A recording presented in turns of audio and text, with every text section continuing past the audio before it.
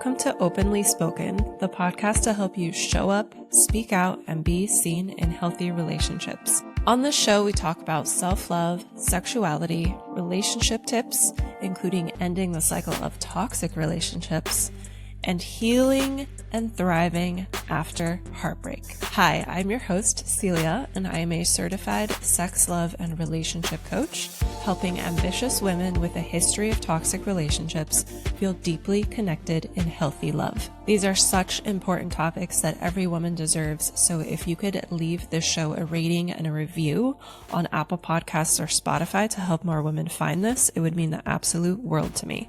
Thank you so much for being here today. Now let's dive into the show.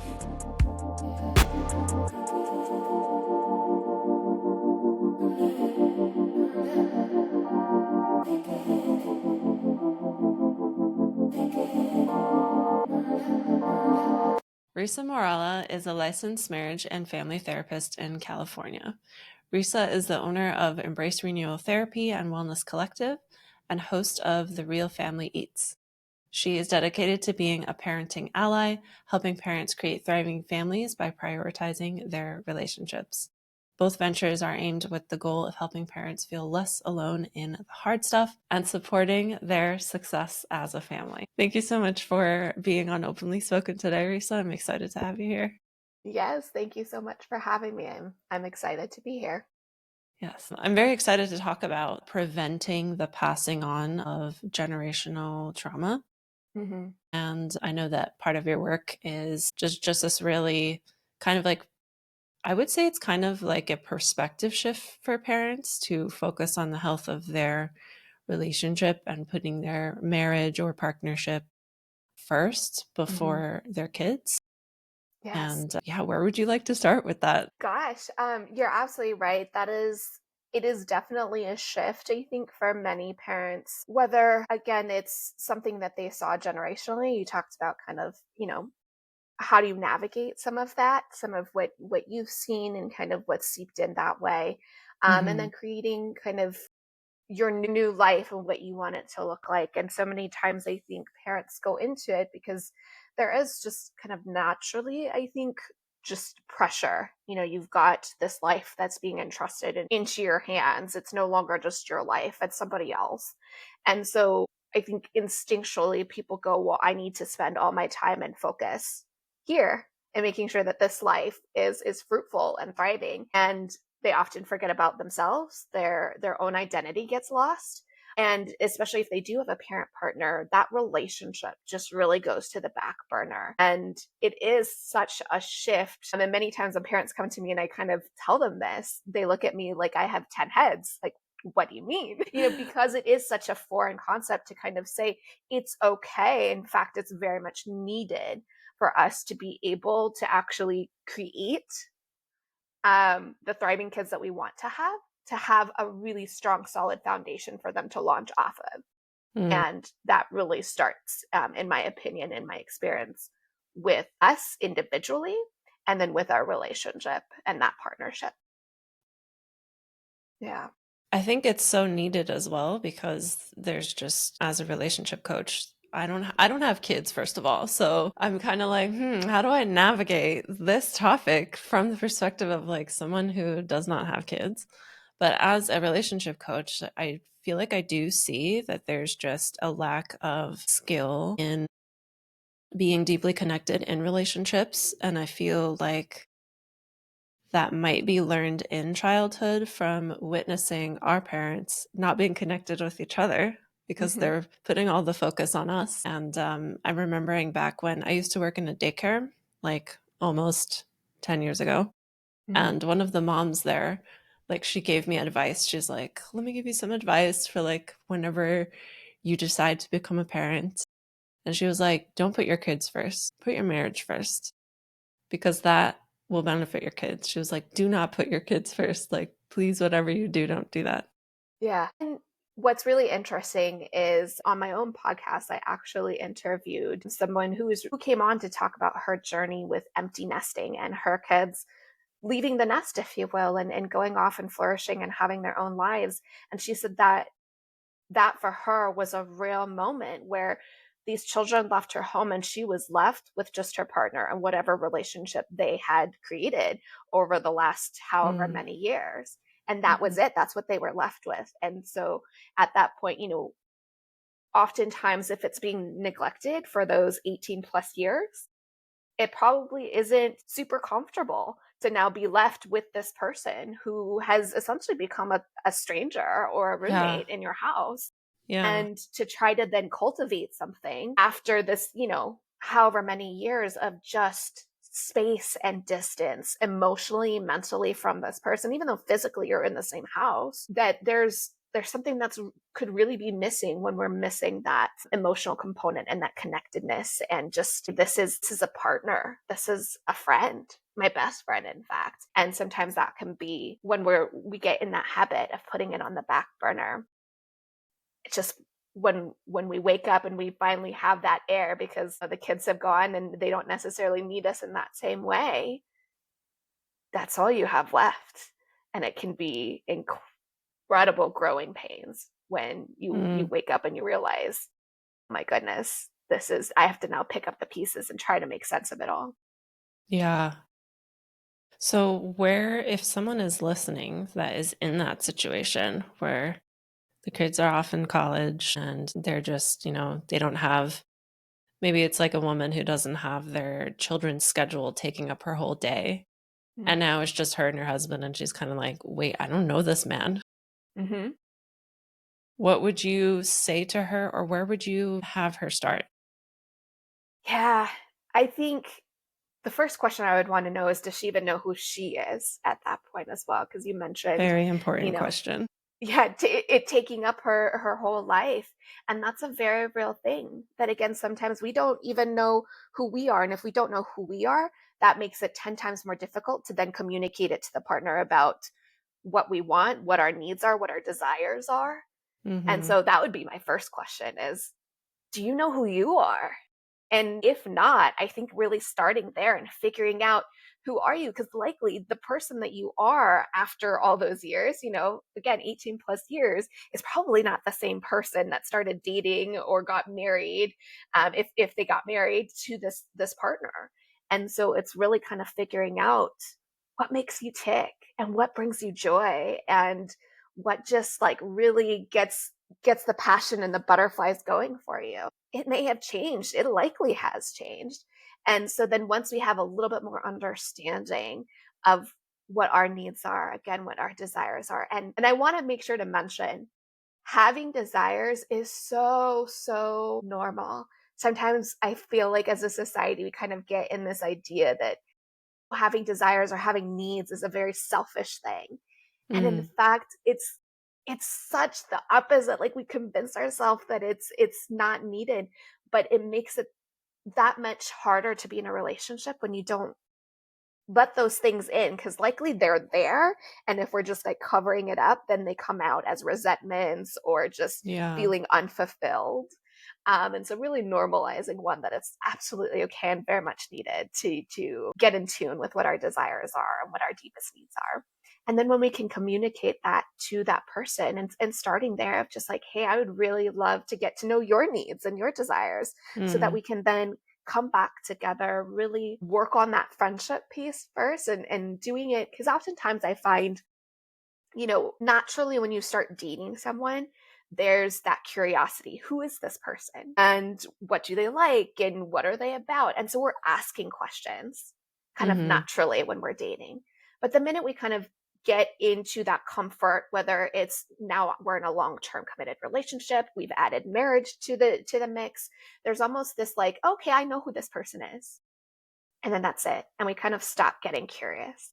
Mm. And so it's really coming back and almost channeling that curiosity again with this person that's in front of you and saying, I want to know more, not so that I can come at it from like a really judgy perspective, but because I want to know you. I want to understand what makes your mind tick, if you will. And as I think that gets cultivated and we can start to nourish that, then naturally some of that emotional intimacy starts to rebuild. Yeah.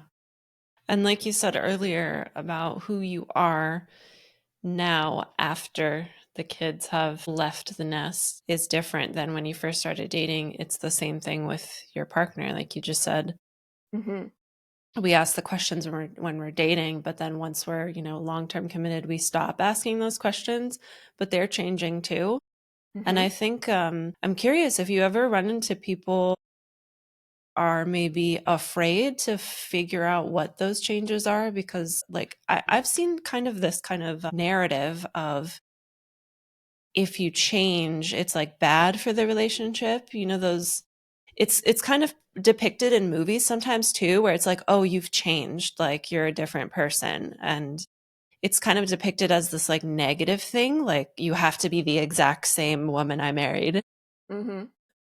Yes, I can echo that. I feel like I can just off the top of my head, name a couple that follow that same storyline. Mm, And you're absolutely right that it is often depicted as kind of a negative thing. And I think part of that is because sometimes, especially if we haven't necessarily allowed ourselves permission to do our own growing and our own hmm changing, that there's almost, it's more often than not coming from this like almost jealousy piece. If we really dug deep into kind of what's the function of this feeling, kind of I need to come at you, it's oftentimes the kind of almost that jealousy of like, wait, it's not fair, like why do you get to change, and maybe you haven't given yourself permission to kind of say, hey, do I have things that have changed about me? Or hmm and again, maybe it's something that has kind of been passed down of just when they've seen change in others, it has been more negative. And so then there's this perception of that if I change, that it's could mean that we're not going to get along the way that we used to. And if we don't get along the way that we used to, does that mean that you're going to leave me? And if you're going to leave me, gosh, that feels really scary and I'm going to be left alone. And so hmm again, I think very much sometimes it either comes from that jealousy piece of just like, oh, I wish I could say the same thing, or that I could be in tune with myself. And then sometimes it comes very much from a fear place and trying to like protect ourselves, because there's, our brains can be really good at convincing us that if this happens, could it mean that I get left alone, or hmm that this relationship ends? And the thought of that is way too scary. So now I'm going to make it about you. And you did this, you changed. I think that also really just meticulously illustrates the passing down of trauma, of Mm-hmm. generational trauma, because like you just said, we might have examples of the past. So maybe we might have examples from our parents' relationship of when there was change that meant a negative thing. Mm-hmm. So because we learned that, we learned like, yes, that might be true in that relationship, but there's also so many other relationships that exist. But when we are kids, like we just see the one with our parents or our close family caretakers. We don't see the whole spectrum of relationships. Mm-hmm. So then we tend to just kind of operate within those same relationship dynamics, and the cycle just continues. It sure does. And it's easy to kind of fall into that because it is so known. There's almost a comfort of like, oh, Mhm. okay, this is what I saw. This is how to handle this. Mhm. That if it's not an intentional choice to kind of learn something different, to go Mhm. out and explore something different, it is so incredibly easy to just kind of fall into, this is what we do. So Yeah. this is what I'm going to do. This is what I know. And, I can even say just for my own life, I don't know how many times I've heard from my own parents, well, this is all I know. And that was the rationalization for whatever action or behavior that was being chosen, That's kind you of know. some good self-awareness maybe? They're saying this is all I know instead of like, well, this is the way it is, you know? They're Hmm. like, well, this is all I know, so I Yeah, don't know, maybe that's some self-awareness there. absolutely. And it could be. And I think that's, I always tell people, the self awareness is the first step. And then it becomes a decision. Do I want to keep doing this? Or do I want something different? And then just kind of owning that decision, that if you're choosing to, yeah, this is all I know, I'm not really interested in learning anything else, then that's a decision that we're making versus, sometimes I think we get really, again, it's very easy to kind of slip into, well, this is all I know, so this is what you get, and that's it, Yeah. and um, you know, kind of almost saying, it's out of my control. I have no say in this. So Mhm. yeah, absolutely. So what do you think it takes to be that person that, because like you said earlier, the way that we are navigating our relationships is very comfortable, Hmm. and going against that brings up fear. So what would you say it takes in a person to really break through kind of that pattern of however it is they are being in their relationship that is causing low levels of emotional intimacy and connection? Honestly, I think it first almost kind of takes them hitting whatever their version of rock bottom. That's enough kind of motivation to Mhm. say, all right, something's got to give.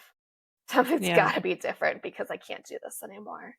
Mhm. And that's going to look different for everybody. Some people have a higher window of tolerance, if you will, when it comes to just, again, whether it's a generational thing. I know for me, for example, my window of tolerance of some of these behaviors was a lot larger. I come from, an emotionally immature parents. There was a lot of kind of abuse and chaos in my home. And so I kind of conditioned as a survival technique of, this is just, I have to take it. There's no other option. I Mm. have to figure it out. And, as I saw that kind of manifest in my relationships as I grew up, was this idea that, well, I can just take it. I've taken all of this growing up. So again, so then my level of BS, if you will, that I was willing to kind of accept in relationships is a lot larger because I Mm. conditioned myself to say, this is what this is just normal, right? This is what I have to Yeah. deal with. And so I think there's different people are going to have different windows of tolerance. And when you get to a point when you finally say, I don't know what else is out there, but I know I don't like this. And I know I want something different. And I think that's really kind of when we get to that point, then it does allow us a little bit more capacity to actually start absorbing the Mm. information out there of how to achieve some of um, that change of patterns, of being willing to start asking some of those really vulnerable questions, because now the want for change is starting to outweigh that fear of change.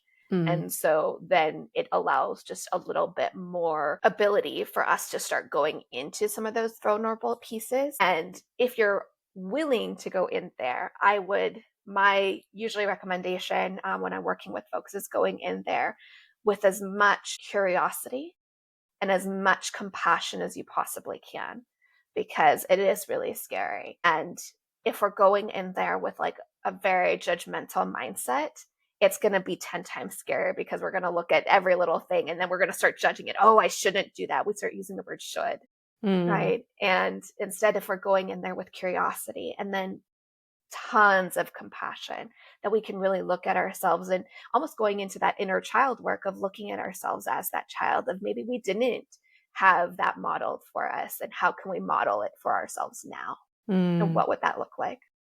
Yeah. I love that you brought up inner child work. It's so important. I feel like all this relationship stuff, it always leads back to inner child. Mm-hmm. And then I call it like inner mother and inner father. But Mm. not everyone has, mother and father. Some people have two moms, two dads. There's all these different kinds of relationships, but there's kind of this, what would you call it? Internalized version of your caretakers. And then that imprint of how you felt as a child could still be very much alive if those needs were never met. Mm-hmm. And yeah, how would you? I feel like there's also maybe a little bit of fear, or there's kind of some people think, oh, that's really weird. I don't have an inner child. Or I've even had some friends who I've showed them a photo of me when I was little, and I'm like, yeah, I connect with this, and asking them if they do. And they're like, nah, that version of me is like long gone or like dead. And I'm like, that is so sad. Yeah. Yeah. So for people who think it's like weird and think that, how could that possibly work? Because you really are kind of like using your imagination when you're connecting with your inner child or internalized caretakers. Can you speak to how, even though we are using our imagination and even though our childhood was in the past, how is that still benefiting us in the present and moving forward in our lives? Yeah. That's a great question because it is sometimes when you speak about inner child, you know, I think so many people are like, oh, that's all that's mumbo jumbo and, Yes. kind of very, very, very heady stuff. And what I have found is so important. And part of the reason, usually when I find folks that have said, something similar, like you said, that my childhood's long and um, is our brains are really good in my opinion and experience at protecting us. And so it's likely come having to shut the door on that child has come from a place of trying to protect us because if we open that door Mm, again, going back to what you mentioned, that fear, that's way too scary. yeah. And our brain goes, no way are we gonna go I there. have I have chills. Like my arm hairs are standing up. Yeah, because it's Yeah. such a real thing, and our brains are going, we need to protect you at all costs. And so if it means we need to close the door on that child so we can't hear that child screaming, then that's what we have to do because that's too uncomfortable. That's too Mhm. much to handle. If I open it, I don't know if I can get out. And That so takes a lot of energy too, because there's constantly this absolutely. part of yourself that you're like shutting up and Hmm. stuffing down. Yes. And I often find that when when people are finding themselves kind of having emotional outbursts that they feel that are out of control and they have no idea how it came about and they feel like they're going from 0 to 100 in a split second, that it's that door threatening to come out and it's being triggered in some way, shape, or form. And Mm, because again, out of a need to protect ourselves, that door yeah. has been closed, locked tight. We're not aware. And so there isn't that self awareness to be able to say, this is what's being triggered in that moment.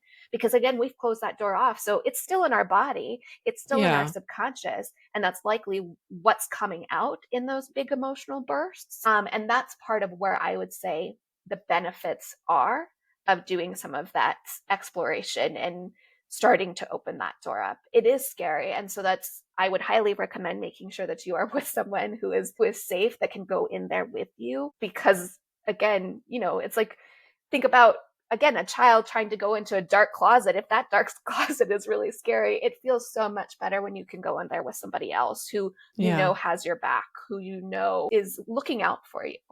And so when we go in there, especially if it's not something that you're used to or that does feel weird, I would highly recommend making sure that you're starting that work with somebody that's really safe and trusted.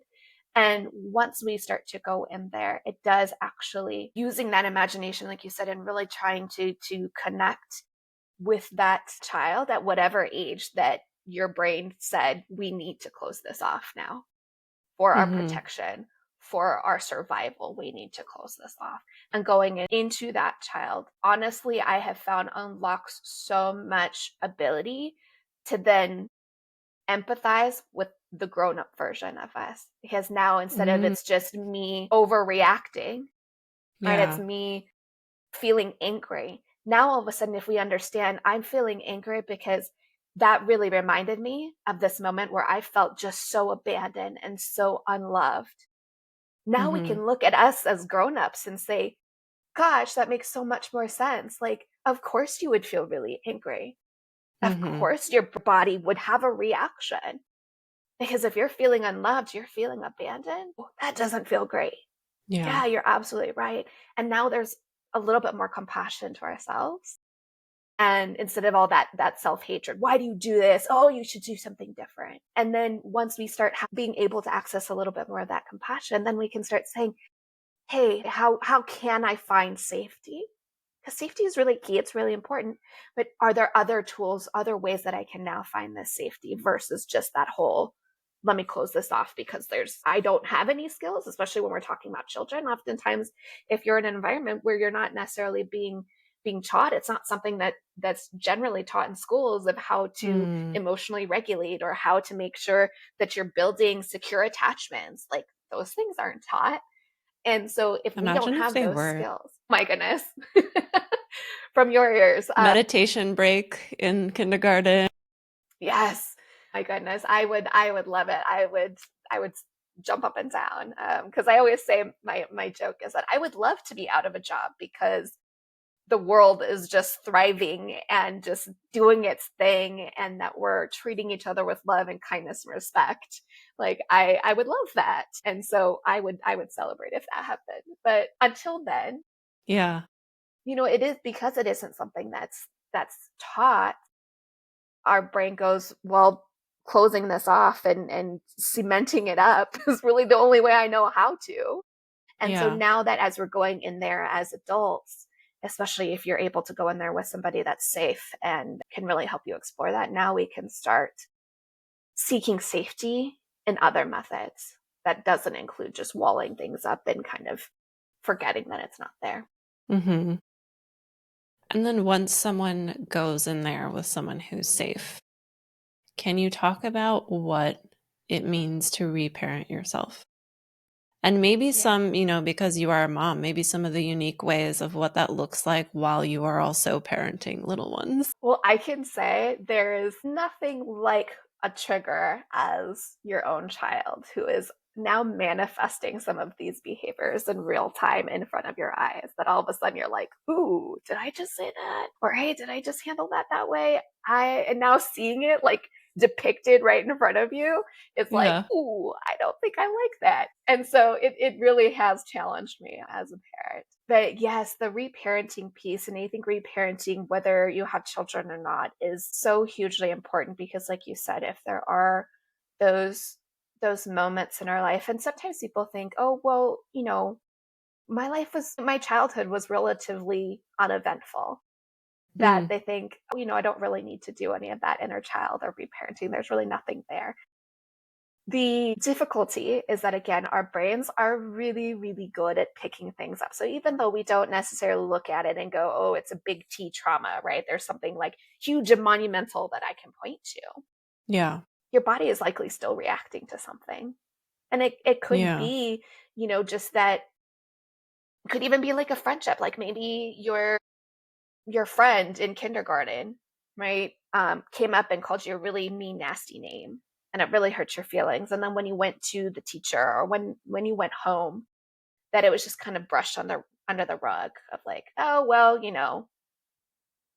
again, not necessarily coming from a bad place, or that we're looking at it and going, oh yeah, that was huge trauma. Hmm. That could feel invalidating. And so then our brain sees that. And then we're really good at kind of feeding that as we grow up. So then now maybe little events, now we're feeding that and it becomes something even bigger that now as adults, it's being triggered without us even realizing like, oh, that for me is really emotionally invalidating. And when I feel emotionally invalidated, like my body has this like visceral reaction because it doesn't like that. And so there's all these different ways that unless you have achieved like complete zen, like highest mindfulness state, there's likely opportunities that your body and your brain are being kind of challenged in some way, shape, or form. And so that's really Hmm. that reparenting piece, is going in there and taking a look at maybe what, again, not that we're looking at it as saying that this was someone else was intentionally doing this to like make our lives miserable. However, it doesn't mean that that's not how, that our bodies didn't receive that and react and kind of hold on to that in Yeah. some way, shape, or form. And so really going in there and exploring that again with curiosity, with that compassion. And then as we do that, it's now when that opportunity presents again, when that particular thing is being challenged, that we have that opportunity to be that intervention that our child self felt like we didn't get. And each time that we do Mm. that, and now, so for example, if it's the emotional invalidation, let's say, and now you have an opportunity as an adult, you've done some of that work, there's that awareness, hey, I know this is something that I'm working with. And now there's an opportunity where someone challenges and maybe starts to we're starting to feel emotionally invalidated again. Where maybe previously we would just take it and be like, oh, it is what it is.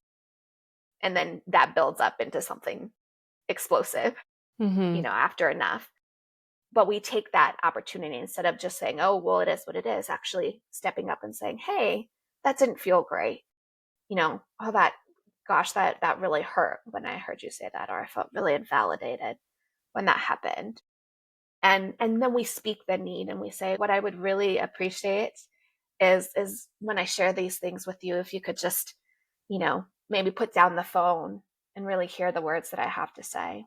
That would feel amazing. Would you be willing to do that? And all of a sudden, we have stepped up for that child that didn't have a voice back then. Mm, yeah. And that's that reparenting piece, that now that inner child is starting to see there's someone that does have my back.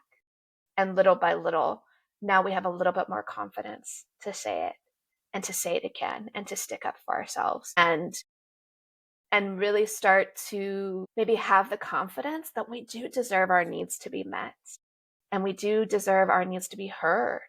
Mm-hmm. And those are the pieces and the components where we're reparenting that inner child to say, you too deserve these things, and hey, I'm going to stick up for you. Mm-hmm. I love that. Everyone needs that. We do. And again, like you said, with it being a child, sometimes, as a parent rather, that when we have our own children and, that does get challenged, of maybe the instinct is to also tell them what is what it is, like move on, grow up, um, you know, really stopping again. And just as we would maybe want to reach out to our child with more compassion than maybe we've received before, more love. It's really Mm-hmm. being able to also offer that to ourselves too. Yeah. And so the breaking of the cycle of passing on trauma begins. Yes. And it's a minutely decision. So I don't want to say that lightly, because I know there's, in high level, it's like, oh, I should be able to do that. But it's really hard. And it is a Yeah. minutely decision. And so, anybody listening, I just want you to know I don't expect this to happen overnight. And then it does take a lot of grace, of like, okay, even if maybe I tried it one time and it didn't go great, we can say, okay, let's try it again. And Yeah. that's okay. Yeah. I think it's maybe also important because of the wording of reparenting to not treat it as like your parents did a really bad job and to like blame your parents for the triggers you have now. Mm-hmm. Because even people with really great parents who had the best intentions and maybe, had really high emotional intelligence, even those parents live in this society where we have to work a lot. Where, in my opinion, I think we work a lot more. Like, we work way too much to be able to also invest in the nurturing of like a newborn until like 5 years old, for example. Like that time, newborn to 5 years old, most people, unless they're lucky enough to have like stay at home, one of them stays at home, or they have, the resources to have support. A lot of people have to go back to work when their baby is like not even able to hold up their head. Mm-hmm. And so I think it's really important to also mention that this is very layered and there's so many different things affecting the way your parents were able to parent you aside from their own trauma. Like it's like the world around us as well and the systems around us, and in whether or not you live in a location in the world where the city or government gives support to parents. Like I have a friend in Ireland who gets like money every month specifically for like food and diapers for her babies, and it's like I have family in Europe too, and it's not based on like if you have low income. It's like everyone gets it.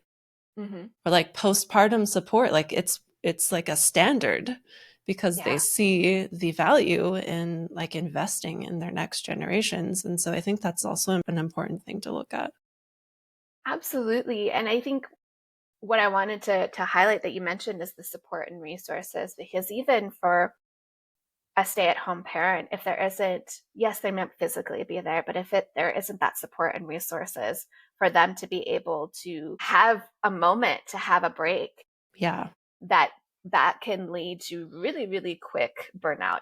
We talk, I bet. more information is coming out about postpartum and kind of the toll that it takes, but even you might physically be there, but if there's not enough emotional support and mental support, you might be checked out. So again, not because you're doing it with ill intentions, that you're sitting there and going, how can I like destroy this child's future. I don't think that anybody goes into it No. like that. Yeah. And so absolutely, it's not necessarily coming from a place of shame. There's enough shame out here in the world. The society that we live in is so good at shaming us, we don't need to add to it. Absolutely. Mhm. It's very Amen. much right. um and so it is about that support and resources, and when those things aren't in place, that it limits parents' capacities to be able to completely attune. And like you said, they might be reading all the books and trying all the things, and in fact, that's something I tell my kids or my parents all the time, is we're going to mess up our children. We are. That's, we Mhm. just get to decide kind of in what ways. I know, my partner and I have two children. We joke all the time when something happens or we mess up, because again, I'm a therapist. I live and breathe this all day long. I mess up all the time. Yeah. And so, when I do, it's finding that, oh, yep, my children are definitely going to be talking to a future therapist about this one. Great. And so, finding finding those opportunities, because I am going to mess up.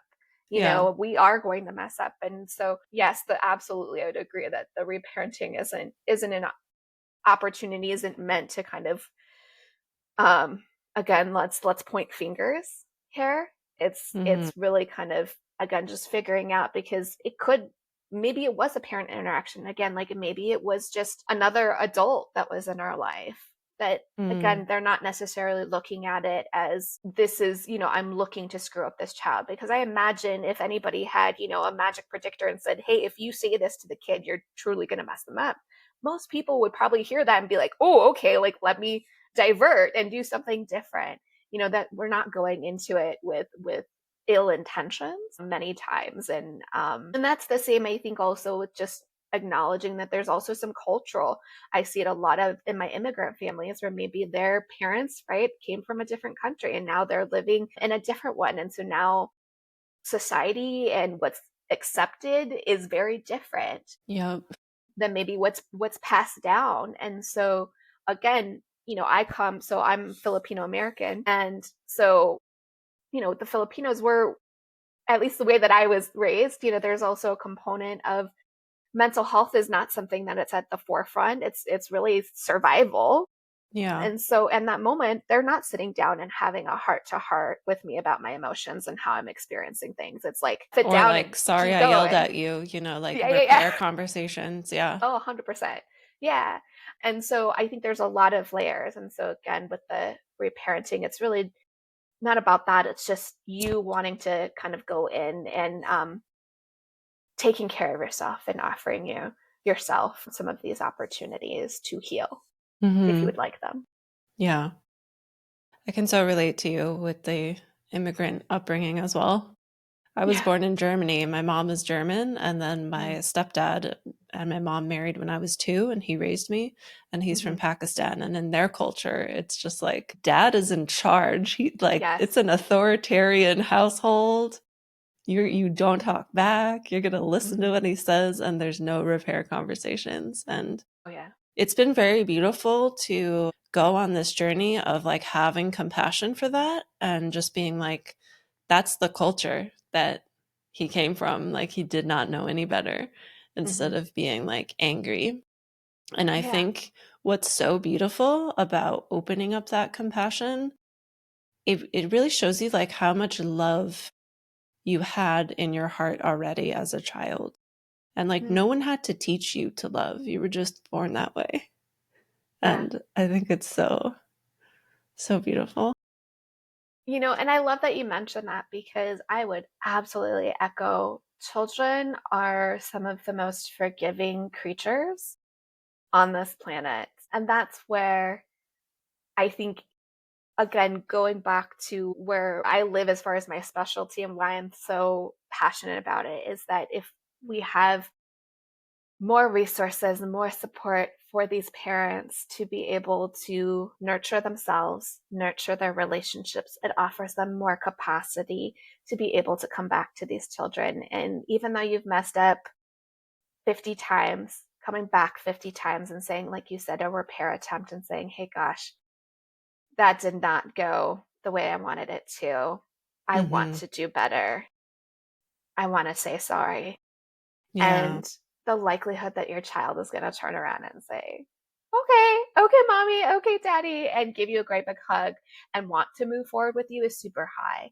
And so being able to kind of know that children in general, like you said, are very loving and very forgiving. And it's just giving them the opportunity to show us, and to also show them. That's such a great point to make because, again, I don't have kids, but I would imagine that some of the reason why some parents would not have the repair conversation is because of how vulnerable it is. And if you know going into it that the chances of your child, being forgiving and loving is very high, it's probably makes it easier for people to go ahead and move forward with that.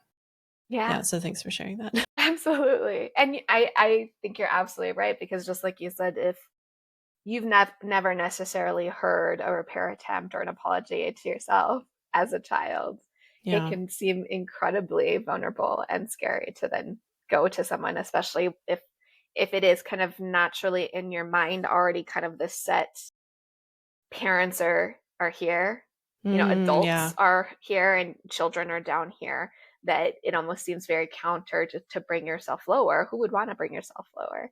Mhm. And so some of that is, again, that awareness of intentionally going, this means I really would like to try this, Yeah. and kind of changing those patterns, like you said. And that's the same, I think, in just relationships, with you. I know your work, with the relationship coaching, is that's another big fear point that I see a lot in relationships, is that fear of coming to them and making a repair attempt and, offering an apology, because it is vulnerable and it is scary to kind of say, yeah, I wasn't perfect. Because so many of us, there's this, I think, innate, just expectation that we have of ourselves to be perfect all the time. Mhm. And Yeah. so when we say sorry, that's inevitably us saying that we're not perfect. And that, for many people, is just so uncomfortable. Yeah. Yeah. I love that you say that because, like, I feel like the whole thread of this whole conversation is when we're true and vulnerable with our kids, if we have kids, then we get to teach them you don't have to be perfect and you're still safe when you're not perfect because you Mm-hmm. can still fix things. Mm-hmm. You can still have those repair conversations. And I think that is so, so, so important because we then take those skills, we bring them into our friendships, we bring them into our relationships when we start dating. And it really does set a foundation for how we relate. And relationships is all that life is, in my opinion. Like, that's all we're doing all day. We're having relationships with people. We're having relationships with even things like food and all that stuff. And it's like your base skills of relating is everything. Absolutely. Yeah. I mean, even if we want to take it to kind of more, you know, cold, like, you're having relationships if you're in a job, and, boss to worker. I mean, can you imagine how many employees have actually heard a boss kind of come to them and say, hey, I messed up. I'm so Yeah. sorry. Like, how many So people would be rare. like, what? Yes. Because again, there's that cultivation that coming and making a repair attempt is somehow a weakness, and Mhm.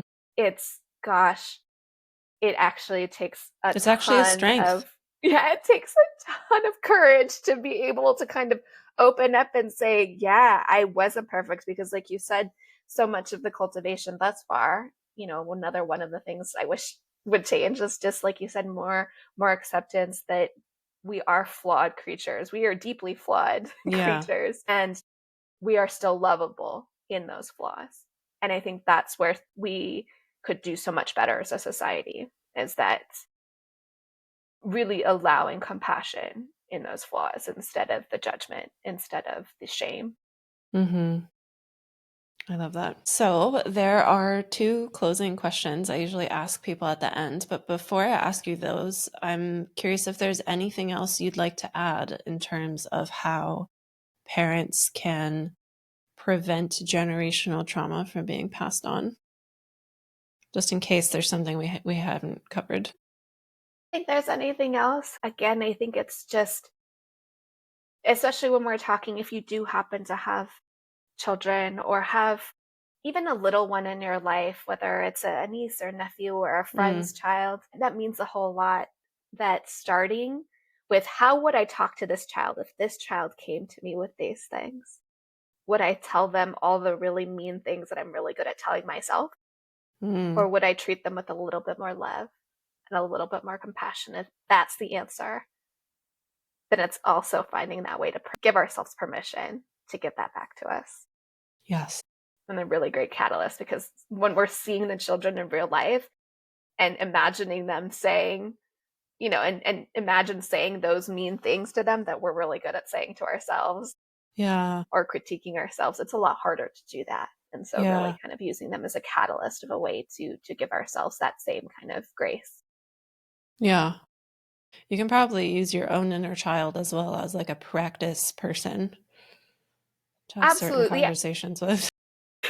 I find, especially if you're not super comfortable with inner child work, it's a little bit harder. And so Okay. sometimes I usually walk it back. Like I start with somebody externally and Mm-hmm. then maybe bring it to an adult that's external still, and then slowly walk it back to ourselves and then to our inner child. Nice. Okay, so the first question I'd love to ask you is what does self-love mean to you? Self love, I think those things of being able to see ourselves the way that we are. And I don't want to say flaws because, again, I think when we say flaws, there's this connotation of it being a negative, but really just being able to see all of us in just that curious way of, who are you? And when we ask those questions, I think it offers an opportunity for self love. And so for me, it's just really being able to hold ourselves in that curiosity. Yeah, curiosity gives room for creative solutions to things. Mm-hmm. And I love Yeah. what you said about flaws too, because flaw, like the word flaw, like that's just a perspective. Yeah. And if you say we're flawed, which we are, but also when we say that, then we're like, okay, but what, there's still kind of that, there could be that reaction of like, yeah, but what is perfect then? Like, I want to be Mm-hmm. that. How can I achieve that? Yeah. Yeah. Mm-hmm. But a flawed human is a perfect human because that's the only human that Yeah. exists. It is. Absolutely. Uh, the next question is what is your favorite part about being a woman? I think for me, something that I've learned is I have a lot more strength than I give myself credit for. And I love that about myself. And one of the ways that I've demonstrated that is because I am a woman and because I did have children. My second child, well, my first child, I should start there. He was a high medical needs child, stopped eating at 3 months old. And he survived only because of my physical ability to hand express milk into him while he was sleeping. And that's the only way he got fed for 18 months. Wow. And that was because I was a woman and was able to do that for him. And my second child was an unplanned home birth, completely as unmedicated You as you just like possibly went could into be. labor while you were home, like without. Yeah, I knew I was in labor. I was in labor for quite some time, but it hadn't gotten to the point where the doctors would say, hey, it's time for you to come in. Huh? And when it finally did, and I went, I told my partner, hey, it's time for us to go. The very next contraction, I said, no, I have to push. He's coming now. Please call 911. And I did all of this just very like, this is what it is. Yeah. My spouse is freaking out. Instead of dialing 911, he dialed 991 because he was so panicked. And he freaked out because he was like, 911 isn't working. what's wrong with this? And the entire time I'm just like, this is what it is. This is what's happening, right?